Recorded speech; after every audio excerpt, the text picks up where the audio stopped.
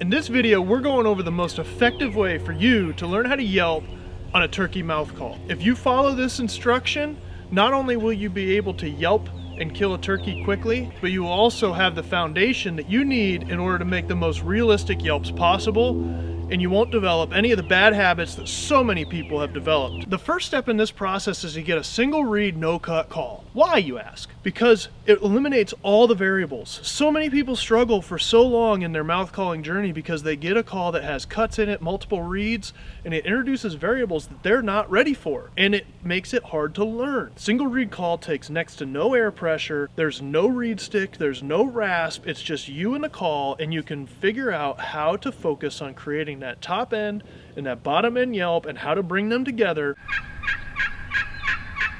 which is the foundation for just about every turkey vocalization. All right, if you're first picking up a mouth call, what you need to do is make sure that you can get comfortable with the call in your mouth and be familiar with how they work. Face the open end of the call with the reed out, put it into the roof of your mouth, and just get comfortable. If you feel like you have a gag reflex or the call isn't seating to the top of your mouth, you may need to trim just a little bit of the tape around the edges to make it smaller to fit into your mouth. If you do trim the tape, do it in small increments. Once you get comfortable with the call in your mouth, then you need to focus on making noise.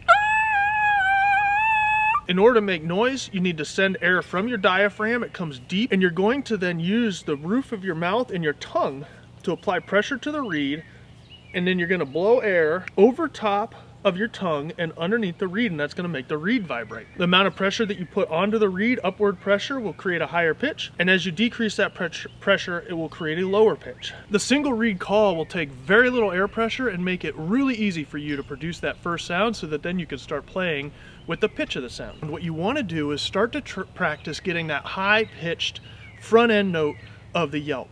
To do that, you're going to increase your tongue pressure and you're going to create a high-pitched squeal with a constant airflow. This is what it sounds like. I'm going to go from low, increase my pressure, and get to high. You need to practice that high-pitched note and just holding that indefinitely with a constant flow of air. Once you've gotten to the point where you can do that consistently and you can hold it for as long as you want, then you need to practice reducing your tongue pressure and getting that lower pitch note. You should also be able to hold that indefinitely. Once you have that high pitch and that low pitch, those are the two notes of the yelp. The beginning of the note is the high pitch, the end of the note is the low pitch. So all you need to do then is start practicing bringing those together.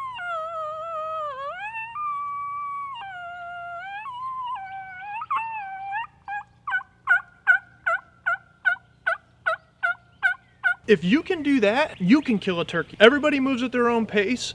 You should be able to get to that pretty quickly depending on how much you practice. All right, now that you're comfortable with the single reed, it's time to move up to a 2-reed, no-cut call. With the single reed call, air control isn't as critical. When you move up to this, it's important to start establishing that really strong air control and using your diaphragm. When you're using your diaphragm, it's as if you were fogging up a mirror, so you're going, notice my whole body's moving.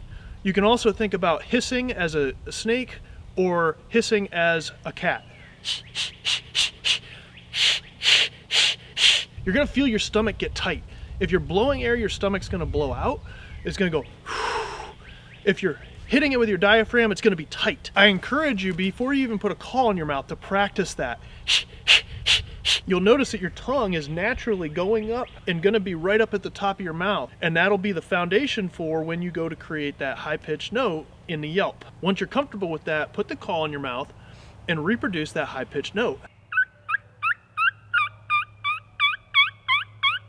When you have that, the next thing you're going to do is just focus on that front-end yelp.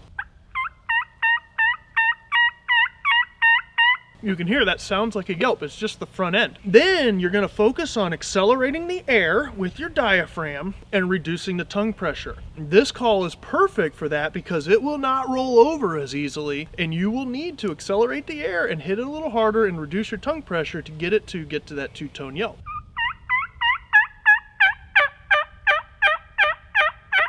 You want to get to the point where you can hit that call and have it hit the front end and roll over every time. you will be able to kill gobblers with these calls. It's now time to move up to a call with 3 reeds, such as a combo cut, a ghost cut, a batwing cut. I'm going to use a combo cut. When you move up to a call with cuts, it introduces Rasp. When you introduce Rasp, it becomes much harder to control the yelp. 3 reeds require more air pressure, and if you aren't careful, you won't be able to produce that clean high-end note because there's going to be rasp depending on which side of the call you put pressure with your tongue.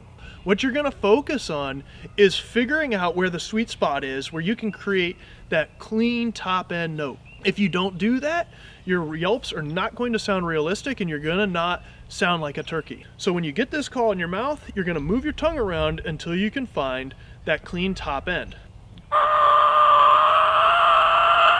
That's raspy. That's not good. Let's move my tongue around.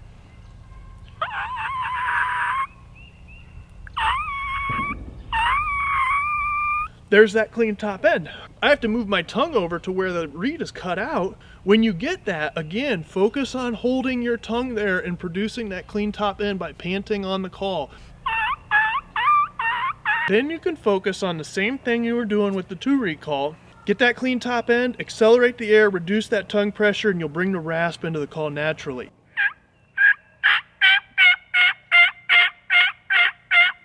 The one thing I will say about when you get to this point, if you find that you are just struggling to find that clear sweet spot, there are calls that are suited better for each individual. You have to find a call that is made for you. Each person is unique. Some people have more of a right or a left or a center channel of air, and calls that are going to be cut with that piece of the latex, the top latex cut out of it, are going to work better for you. So you need to get a wide variety of calls and figure out what works best for your air channel. Now, what I was using today was the Strut and Ridge Beginner Series.